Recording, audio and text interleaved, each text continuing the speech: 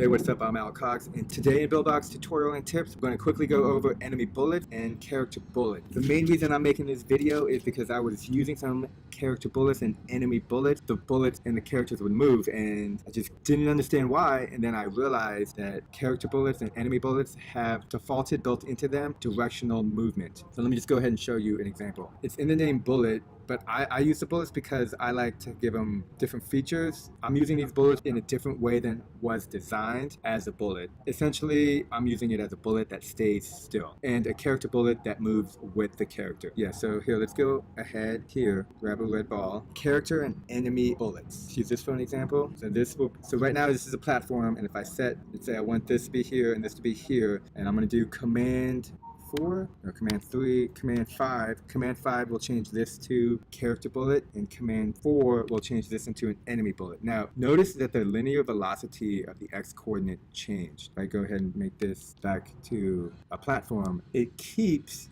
the linear velocity, which is super confusing. But if you already have velocity in here, so like 50 on the platform, and then you change it to a bullet, it automatically changes the default movement. This is also true with the character bullet. Doesn't matter what you have in here. You go up and you select character bullet. It doesn't matter what you have in there. If you change it to the preset character bullet or enemy bullet, the linear velocities will default to the automatic updates of 20x and 0y for character bullet and negative 20x 0y for enemy bullet. This is really good to know because it took me a couple days to figure this out, because every time I would create and drag from the left side, the character bullet would just disappear, or the enemy bullet would just run away, and it took at least 3 or 4 times for me to realize that changing this automatically updates the movement. It makes sense because bullets are designed to go. However, in this case, I wasn't using the character bullets and enemy bullet as originally designed, and with Buildbox, there's a lot of hacks, tricks, tips, insights, things you can do that's not necessarily for how it was built, such as having invisible objects, creating objects that do things with no collision,